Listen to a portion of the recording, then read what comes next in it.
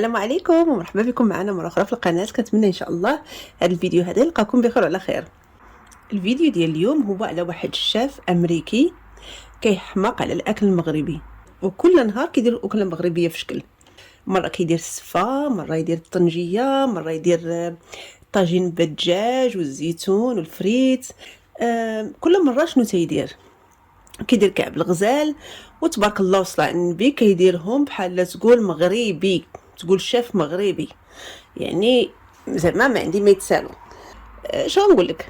حط واحد الفيديو في التيك توك، وفي داك الفيديو كيوري شنو كيدير كل نهار. شنو كيدير؟ 2 مثلا كيدير السفا، 3 كيدير هادي، 4 هادي، الخميس. المهم ملي حط داك الفيديو هكاك ودخلوا عنده شي جزائريين. باش نوضح، انايا ما كنهضرش على الجزائريين كاملين، انا كنهضر على بعض الجزائريين، انا كنهضر على هادوك اللي كيبغيو يديروا المشاكل.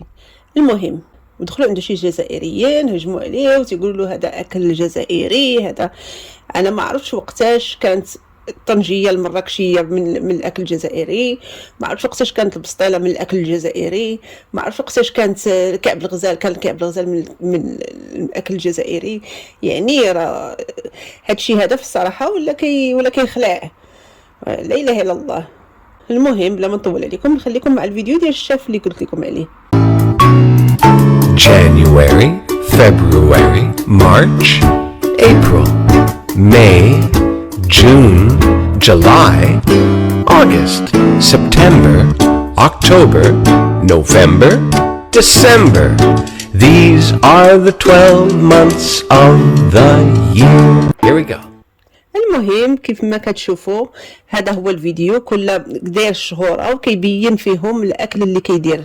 هانتوما تشوفوا التعاليق، ملي كتشوفوا التعاليق كاين 1415 تعليق. ما قدرتش انا نقرا دوك التعاليق كاملين، ولكن ملي كتهبطوا كتشوفوا الجيريان فود. كيفاش الجيريان فود هذيك؟ واش عمرك شتي الطنجيه المراكشيه من الجزائر؟ يقول لك واحد قال لك الله يبارك بلادنا. كيفاش واش فين عمرك شتي البسطيله في الجزائر؟ الله يهديكم، راه حشومه هادشي اللي كديروا. فين عمرك شتي الطنجيه من الجزائر؟ فين عمرك شتي كعب الغزال الجزائري؟ هادشي راه ماشي معقول. ما شاء الله الجيريان كويزين. شوفوا التعاليق صافي، لا اله الا الله. يعني تعاليق زعما صراحه كيضحكوا. ودائما ملي كيكونوا كدابه بحال هكذا ربي سبحانه وتعالى كيخرج اللي كيجيب الحق، اللي كيقول كلمه الحق. قال لك الله يجيب لي يقول كلمة الحق وما يعطينا والو. ايوا نخليكم انا مع فيديو تاني مع الجزائريين المحترمين اللي كيقولوا كلمة ديال الحق، وهذا هو جوابنا على هذوك التعاليق. انا ولد السي محمد الدقاق، وانا الاسم تاعي بن علي، الاب تاع العطريه في الجزائر. على خاطر في السنوات نتاعو الله يرحمه، في السنوات جدي من قبله ما كانش الناس يعرفوا لي زيبيس. العربي عاود نطلق طلع.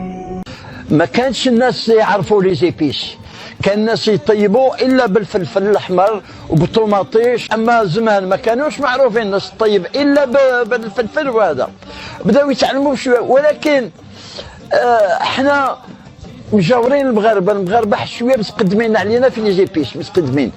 بدينا نتعلموا منهم هذا، وبدات الناس تتعلم، ولا الوالد سبيسياليست على لي زيبيس هنا.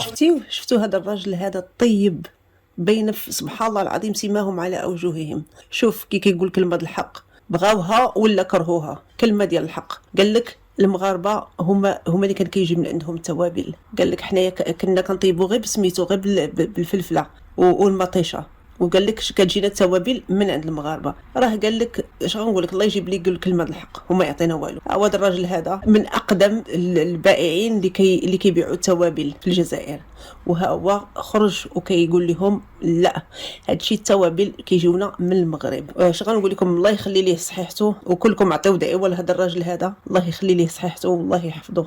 خليكم دابا مع فيديوهات اخرين ديال البائعين ديال التوابل في الجزائر، حتى هما شوفوا شنو غادي يقولوا. عمر كاع نعطيوها له. راس الحانوت يدير 60,000 كما نقولوا لا طيب دو ماغازان يقولوا له. النجاح هو التوابل المغربيه، كاع الناس جات تديها من ما جوا 48 ولايه يجيو يديوها، نطحنوا بيدين. علاش الناس يجيو عندنا يمشيو عاود يوليو يجيو يديو. كما العكري يدير 70,000 كيلو، كمون 70، كرويه 60، سكيجبير 80، كل حاجه وسمتها. الفريك يدير 40,000 كيلو، حاجه مليحه. لا اسعار مليحه، حتى كانت اسعار غاليه سلعه مليحه ما تلقاهاش كيما هنايا. الصيغة السحرية التي يتبناها التجار في تركيب مكونات التوابل المعروضة كانت العنصر الفعال في اجتذاب زبائن من مختلف ولايات الوطن. مواطنون يبحثون عن النكهة المغربية في الأطباق التقليدية التي ستزين موائد الإفطار. المهم ها هما شفتوا سمعتوا على ودنكم الناس كيخرجوا وتيقولوا هضره ديال الحق. المهم اش غنقول لكم، كنتمنى الله سبحانه وتعالى يهدي هاد الناس هادو. وصلنا لنهايه الفيديو والله يحفظ بلادنا من كل شر ان شاء الله. يلا خليتكم على خير والسلام عليكم. لا تنسوا الاعجاب بالفيديو والاشتراك في القناة.